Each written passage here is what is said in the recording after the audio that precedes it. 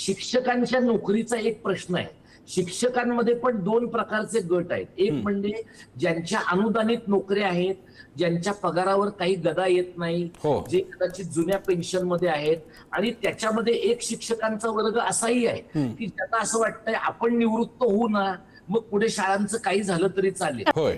शिक्षकांचा वर्ग नाहीये असं म्हणणं ही आत्मवंचना करणारं ठरेल, कारण असा शिक्षकांचा वर्ग आहेच. बरं. पण दुसरीकडे असा पण शिक्षकांचा वर्ग आहे की जे 5,000 8,000 अशा प्रकारच्या पगारावर कामं करतायत. बरं. आणि त्यांना असं वाटतं की 2-3 वर्ष नोकरी केली आपण की शिक्षण सेवक झाल्यावर आपल्याला कन्फर्मेशन मिळेल किंवा पवित्र पोर्टल मधनं आपली नेमणूक होईल. तुम्ही जर प्रसन्न स्वतंत्रपणे चौकशी केली हो. तर पवित्र पोर्टल किती पवित्र आहे ते आता महाराष्ट्रात लोकांना माहिती आहे. बरं. त्यामुळे या परिस्थितीमध्ये जी माणसं आहेत त्या माणसांना त्या परिसरामध्ये जिथं संख्या शिक्षकांची कमी आहे हो. तिथं त्यांना, जिथं मुलांची संख्या अधिक आहे त्या ठिकाणी त्या शिक्षकांना जायला सांगणं. खरंय.